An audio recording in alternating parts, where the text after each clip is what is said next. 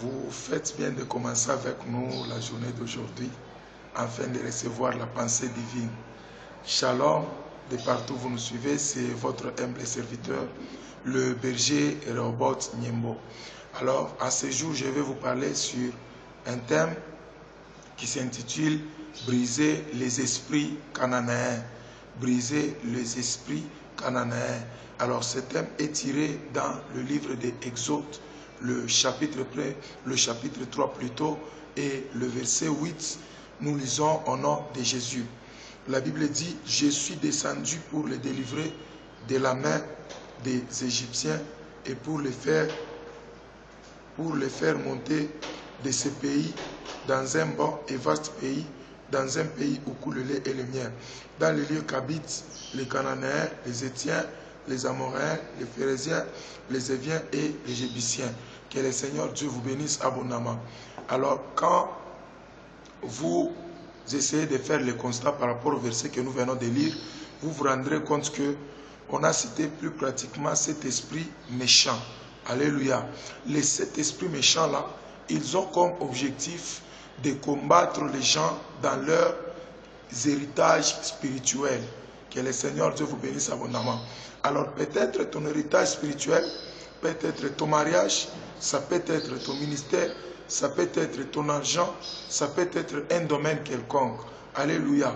Et c'est cet esprit méchant, il demeure dans les héritages spirituels des gens afin de les déloger là-bas.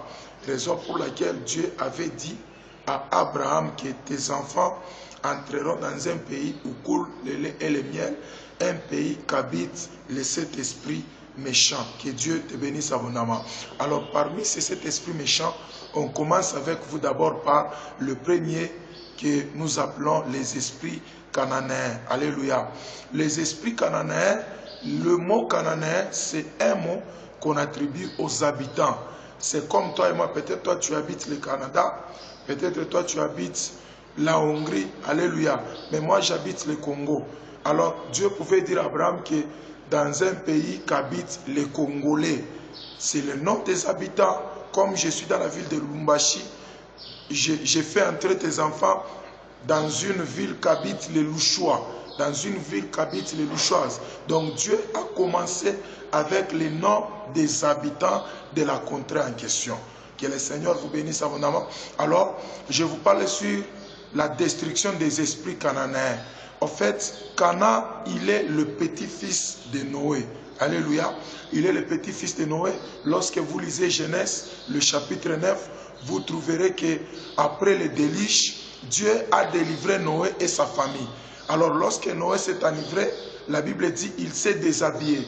Et après s'être déshabillé, la Bible dit l'un de ses fils a vu sa nudité et il est allé rapporter à ses frères. Et après avoir rapporté à ses frères sont venus avec un habit, ils l'ont couvert. Alléluia. Après l'avoir couvert, lorsque Noé s'est réveillé, et on lui a expliqué, au lieu de maudire son fils qui a vu sa nudité, qu'on appelait Cham, mais il a maudit Cana. Au verset 25 du livre de Genèse chapitre 9, il dit « Maudit soit Cana ». Alléluia. Or, Cana n'était pas encore né.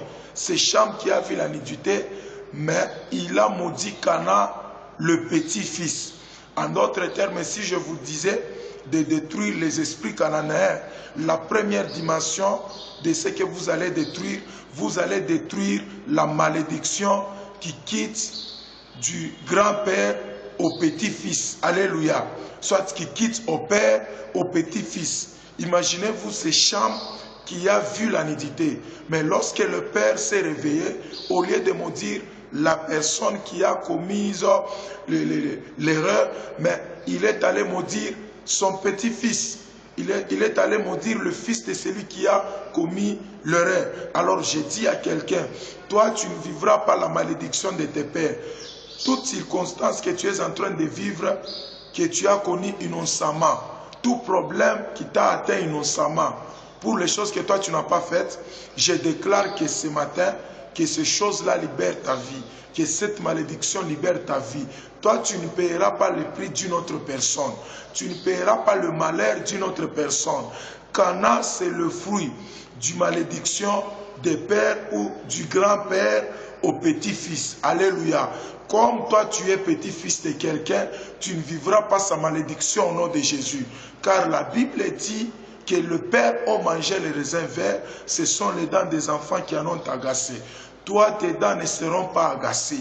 Au nom de Jésus de Nazareth, toute malédiction du Père au Fils sur ta vie, que cette malédiction te libère au nom de Jésus. La deuxième des choses sur les esprits cananéens. Les esprits cananéens, ce sont les esprits qui rendent, qui apportent la vie de l'esclavagisme. Noé a continué en disant que maudit soit Canaan et qu'il soit l'esclave de ses frères. Alléluia. Alors, lorsque vous croisez Canaan dans votre chemin, lorsque vous les rencontrez dans votre vie, la deuxième chose qui va caractériser votre vie, c'est la vie de l'esclavagisme. Alléluia. Toi, tu ne seras pas esclave de tes frères.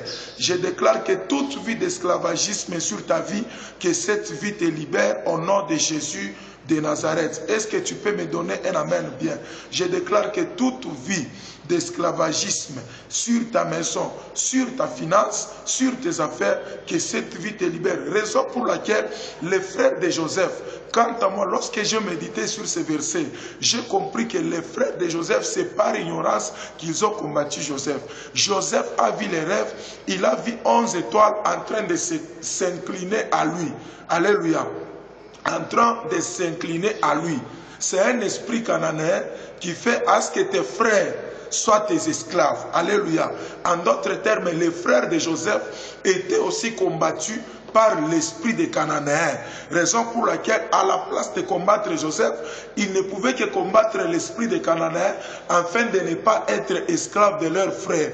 Alors, je déclare dans la vie de quelqu'un, toi, tu ne seras pas esclave de tes frères au nom de Jésus. C'était votre humble serviteur, le berger Robot Niembo. Abonnez-vous massivement sur notre chaîne YouTube. De bonnes choses sont en train de venir. Que le Seigneur Dieu vous bénisse.